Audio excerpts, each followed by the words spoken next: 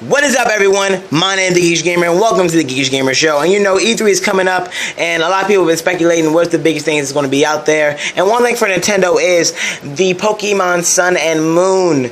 Yes, Pokemon Sun and Moon. And today we're going to be talking about the top 5 things we want in Pokemon Sun and Moon, because that's one of the biggest things that we're talking about. So let's get our Pikachu on, and let's get this done with this today. Number 1. Pokemon followers. Something that nearly every Pokemon fan wants to see is the return of the Pokemon follower. First seen in Pokemon Yellow, where Pikachu could tell behind his trainer and be interacted with to check its mood.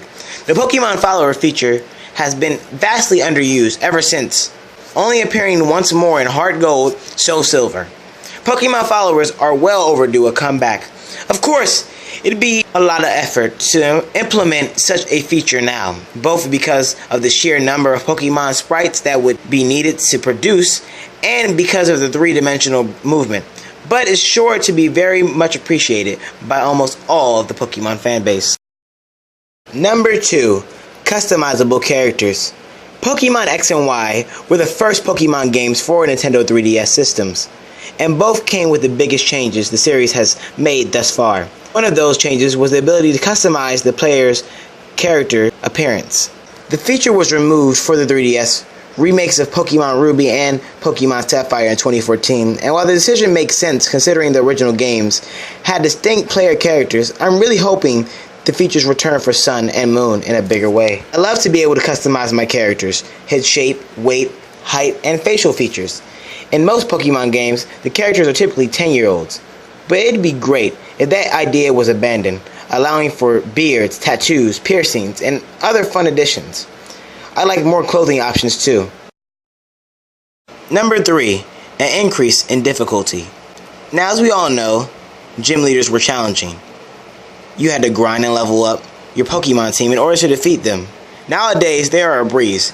Perhaps it's due to the fact that now you encounter a lot more trainers in between gym battles, but the creators should take that into account.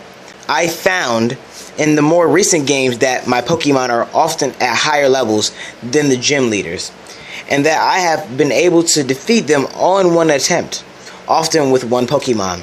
This is not to brag about my Pokemon skills, but rather illustrate the need for either an overall increased difficulty or perhaps options for difficulty settings. Pokemon Masters deserve more of a challenge than recent generations have provided. Number 4. Fixed Global Trade Station. GTS is a good thing because you can trade with people all over the world with the help of the internet. You offer a Pokemon for a Pokemon you need. However, you find some things getting a little difficult, as one Pokemon is worth trading while the other one seems very little of trade. I think it would be awesome that if you offer a legendary, people have to trade you either another legendary or a very strong Pokemon.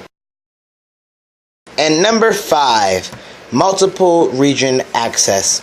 This was a feature first introduced in Pokemon Gold and Silver, where you travel from Johto to Kanto. Fans have been wanting this feature since then, but we never got it.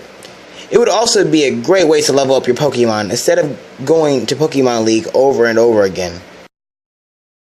And before I go, here are some honorable mentions. Oh, angels sent from